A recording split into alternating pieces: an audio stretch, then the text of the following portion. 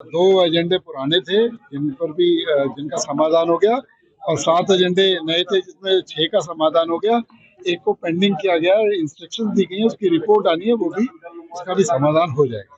Sir, जिस तरीके से कल नो कॉन्फिडेंस मोशन लाया गया, अविश्वास प्रस्ताव, वो गिर गया और कांग्रेसी जो है वो फिर से वॉकआउट करके वहां से निकल गए। तो कांग्रेसियों को पता था कि नो कॉन्फिडेंस मोशन गिरना है और उसका कोई जरूरत भी नहीं थी।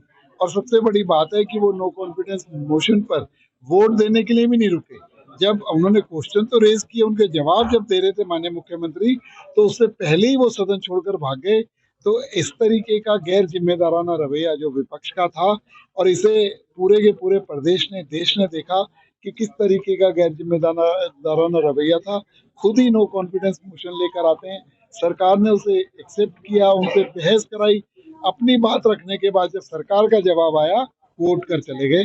तो सभी लोग इसे, वो कह रहे हैं कि मुद्दों पे बात नहीं कर रहे आप बेफजूल वहाँ जो है जवाब आप जो है जवाब मांगना चाहिए तो वो दे नहीं रहे। देखिए, मतलब जो उन्होंने सवाल उठाए थे उस पर एक एक बात पर, क्योंकि उनके जो लोगों को 90 मिनट दिए गए और सत्ता पक्ष के लोगों को सिर्फ 68 मिनट बोलने के लिए मौका दिया गया, और उनकी बात को अच्छे से सुना माननीय मुख्यमंत्री जी, उनकी एक एक बात का शब्द व शब्द जवाब देने का काम कर रहे थे।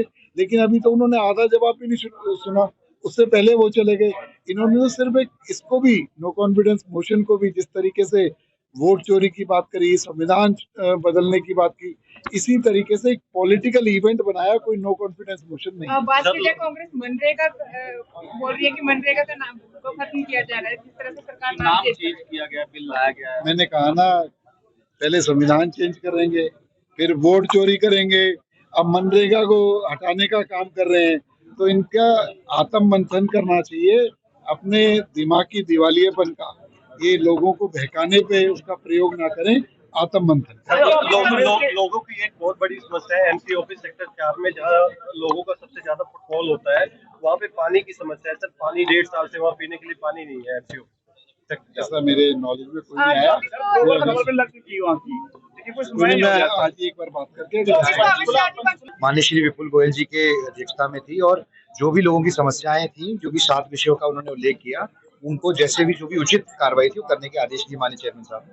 सर, बंगाल के अंदर जिस तरीके से एक हिंदू युवक को टारगेट करके जिंदा जला दिया गया, इलेक्शन भी है, तो किस तरीके से देखते हैं ये टारगेट करके? बांग्लादेश के अंदर जो बात आई है, और ये बात बहुत ही गलत है, और ये ऐसा नहीं होना चाहिए। हम इसकी कड़ी से कड़ी निंदा करते हैं। देखिए, वो हमारे बड़े नेता हैं और शेष नेतृत्व आएगा तो हमारा सौभाग्य है, हमारे को उनके सानिध्य में काम करने का मौका मिलेगा और कार्यक्रम। झांसी को 23वां जिला बनाया गया हरियाणा का। बहुत बहुत बधाई आप सबके माध्यम से पूरे हरियाणा को।